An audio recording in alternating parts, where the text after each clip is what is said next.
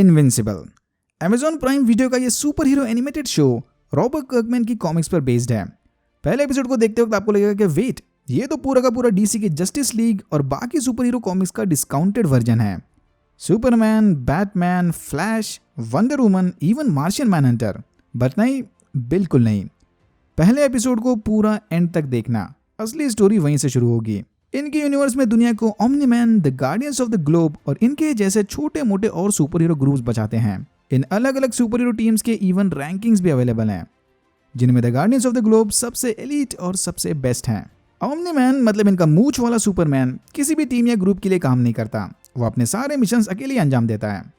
बीच बीच में जरूरत पड़ने पर ये गार्डियंस ऑफ द ग्लोब के साथ मिलकर उनकी मदद तो करता है, बट ये ऑफिशियली कभी किसी टीम का मेंबर नहीं बना। ओमनी मैन अर्थ की रक्षा करने प्लैनेट विल्ट्रम से यहाँ पर आया था। विल्ट्रम में रहने वाले सारे लोग इसी की तरह सुपर पावर्ड हैं, जो बाद में अपने प्लैनेट को छोड़कर दूसरे जरूरतमंद प्लैनेट को अपना घर बनाते हैं। ओमनी मैन ने प्लैनेट अर्थ को चुना और यहाँ के एक ह्यूमन से शादी करके अपनी फैमिली बसा ली। आगे चल के डेबी और नोलन को एक बेटा हुआ, मार्क ग्रेसन AKA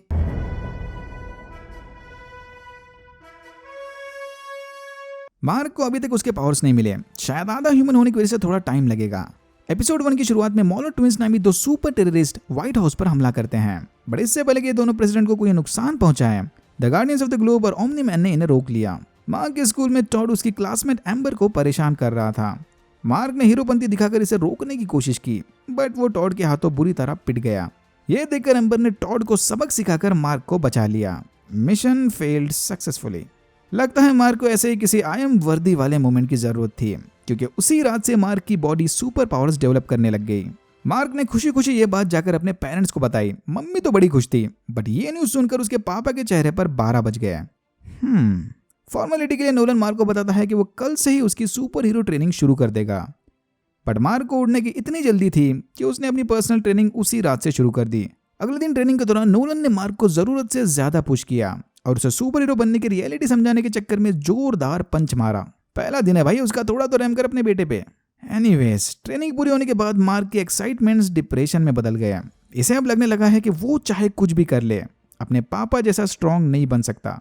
फिर अपने आप को प्रूव करने मार्क एक काम चलाओ सुपर हीरो कॉस्ट्यूम बनाकर रॉबरी रोकने चला गया। मार्क ने रॉबरी तो रोक ली, बट इस चक्कर में पब्लिक प्रॉपर्टी का जबरदस्त नुकसान किया। कुछ देर बाद यहाँ नोलन AKA ओमनी मैन भी आ गया। अपने बेटे की सिचुएशन को देखकर इसे काफी बुरा लगा। फिर नोलन इसकी हिम्मत बढ़ाने मार्क को अपने एक टेलर दोस्त के पास लेकर चला गया। ये भाई साहब सुपर हीरो कॉस्ट्यूम बनाने में एक्सपर्ट हैं।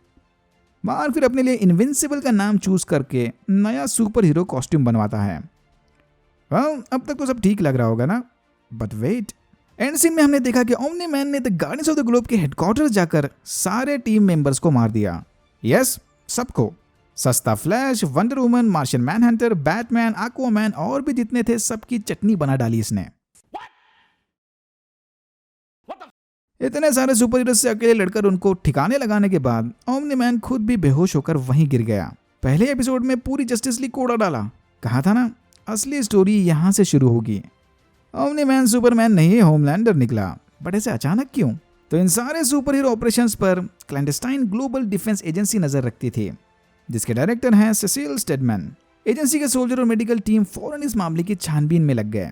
सरप्राइजिंगली इस हादसे में बस ओमनी मैन ही जिंदा बच गया, जो फिलहाल इनकी सीक्रेट मेडिकल फैसिलिटी में बेहोश पड़ा है। सेसिल ने फौरन एजेंट डोनाल्ड को भेजकर यह खबर डेबी और मार्क तक पहुंचाई। डोनाल्ड दोनों से वादा करता है कि इनकी मेडिकल फैसिलिटी दुनिया में मौजूद किसी भी हॉस्पिटल से कई गुना ज्यादा एडवांस है।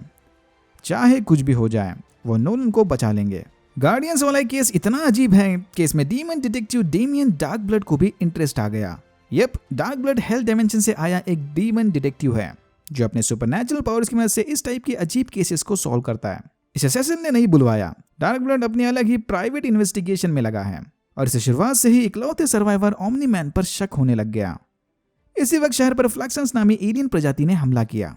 मार्क अपना ध्यान भटकाने इन एलियन से लड़ने चला गया। जल्द ही मार्क समझ गया कि सुपर हीरोज की लाइफ जैसे टीवी और न्यूज में दिखाई जाती है, उससे कहीं ज्यादा ब्लडी और खतरनाक है। मासूम लोगों को अपने सामने धड़ाधड़ मरता देख मार्क वहीं पर फ्रीज हो गया। इसने एक बुढ़िया को बचाने की कोशिश की थी, बट अनफॉर्चुनेटली वो मार्क की पकड़ में बुरी तरह घायल हो गई। समय रहते शहर को बचाने इधर एक और सुपर हीरो की टीम आ गई, द टीम, जिसमें शामिल है रोबोट, एटम ईव, डुप्लीकेट और रेक्सप्लोड। मार्क यू का कहा मानकर उस ओल्ड लेडी को एजेंसी के सीक्रेट फैसिलिटी लेकर चला गया। उधर टीम फ्लैक्सन्स के हाथों बुरी तरह हारने लग गई कि तभी कुछ एलियन सोल्जर्स अचानक से बूढ़े होकर मरने लगे। ये देखकर बाकी के सोल्जर्स पोर्टल बनाकर वहां से भाग गए। बाद में रोबोट को पता चला कि फ्लैक्सन्स के डायमेंशन में टाइम अर्थ से कहीं ज्यादा तेजी से चलता है, इसीलिए यहाँ के एनवायरमेंट में आकर वो फटाफट बूढ़े होने लगे। इवन इनके डायमेंशन से आया मेटल भी बड़ी तेजी से ऑक्सीडाइज हो रहा है। स्कूल लौटने पर मार्क को पता चला कि ये ईयू तो इसी के स्कूल में पढ़ती है। मार्क और ईयू इंस्टेंट दोस्त बन गए। फिर ईयू इसे बाकी की टीम से मिलवाने टीम के हेडक्वार्टर्स ले गई। मार्क को ईयू थोड़ी पसंद आने लगी थी, बट टीम से मिलते ही समझ गया कि ईयू और रेक्स डेटिंग कर रहे हैं। उधर एम्बर मार्क के बेस्ट फ्रेंड से मिलकर उससे मार्क के लव इंटरेस्ट के बारे में इंफॉर्मेशन निकलवाती है। वो एलियंस वापस आ गए, इस बार नई टेक्नोलॉजी के साथ जो इन्हें अर्थ के एनवायरनमेंट में फटाफट बूढ़ा होने से रोक लेगी। फ्लैक्सन्स के साथ चली दूसरी लड़ाई में मार्क पहले से थोड़ा ज्यादा कॉन्फिडेंट लगा। फिर इन्हें पता चला कि वो एलियन स्पेशल ब्रेसलेट्स की मदद से अर्थ के टाइम को हैक कर रहे थे। रोबोट ने ब्रेसलेट की फ्रीक्वेंसी को मैच करके सारे ब्रेसलेट्स तबाह कर दिए और फ्लैक्सन्स वापस अपने डायमेंशन में भाग गए। हॉस्पिटल वापस लौटने पर मार्क को पता चला कि उसके पापा को होश आ गया, बट अनफॉर्चुनेटली इन्हें उस हादसे वाली रात के बारे में ज्यादा कुछ याद नहीं। नोलन के बयान के हिसाब से किसी ने इन सारों को गार्डियंस के बेस में बुलाकर इन पर अंधेरे में हमला किया। हमले से पहले गार्डियंस का सर्विलेंस सिस्टम भी बंद किया गया था, मतलब सेसिल के पास हमलावर को ढूंढने का कोई रास्ता नहीं। ये सुनने के बाद डार्क ब्लड सेसिल को इनडायरेक्टली बताता है कि उसे पूरा यकीन है कि गार्डियंस की मौत के पीछे ओमनी मैन का ही हाथ होगा। फिर सेसिल ने डोनाल्ड को ओमनी मैन के घर पर नजर रखने के लिए भेज दिया। सैड न्यूज, मार्क जिस ओल्ड लेडी को बचाने की कोशिश कर रहा था वो नहीं सर्वाइव कर पाई। जब ओमनी मैन रिकवर हो रहा था तब इसने स्पेस में एक खतरे को हैंडल करने के लिए अपने बेटे इनविंसिबल को भेज दिया। ये भाई साहब गलती से यूरोप की जगह अर्थ के डिफेंस सिस्टम को चेक करने आए थे।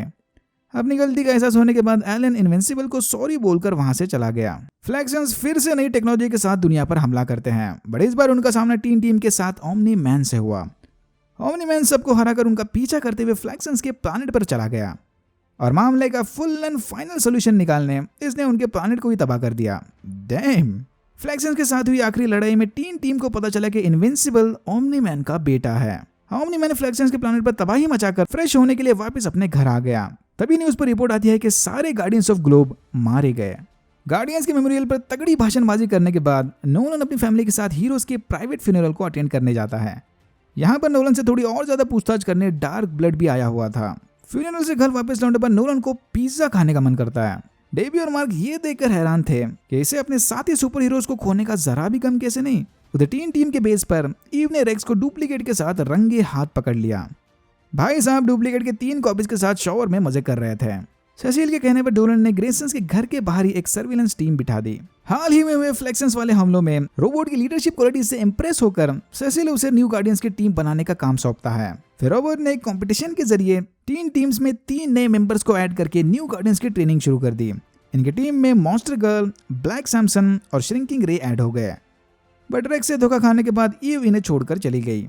इधर ईव फिर से सिंगल हो गई तो उधर एम्बर ने टॉड को ब्लैकमेल करके मार्क तक अपना फोन नंबर पहुंचाया। मार्क एम्बर को कॉल करके स्टडी डेट पर अपने घर बुलवाता है।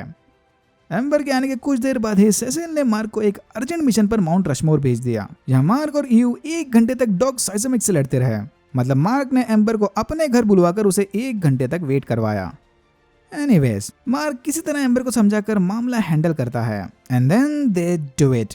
आई मीन ऊपर से ईव रेक्स से फुल एंड फाइनल ब्रेकअप करके मार्क से मिलने आई थी, बट तभी इसने मार्क और एम्बर को एक साथ देख लिया। आई मीन डार्क शो में इतना टीन ड्रामा चलता है।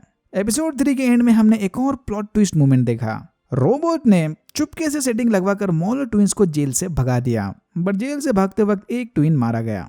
मामले की छानबीन करने डार्क ब्लड ग्रेसन्स के घर तक पहुंच गया। यहाँ डार्क ब्लड डेबी को बताता है कि उसका हस्बैंड इन सब से कोई बड़ा सीक्रेट छुपा रहा है। फिर वहां नोलन के आधे ही डार्क ब्लड गायब हो गया। डेबी भी नोलन के सामने ऐसे रिएक्ट कर रही थी जैसे कुछ नहीं हुआ, बट आसपास की ठंड को देखकर नोलन समझ गया कि यहाँ डार्क ब्लड आया था। और यहाँ होता है एपिसोड 3 खत्म। आगे के एपिसोड्स वीकली बेसिस पर आएंगे, but I am already hooked.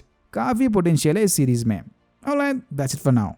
अगर आपकी वीडियो अच्छा लगा तो please like share and subscribe for more videos like this. मैंने ऐसे और भी वीडियोस बनाए जिनके लिंक सबको डिस्क्रिप्शन बॉक्स में मिल जाएंगे। Thank you very much for watching and I am hoping to see you in my next one.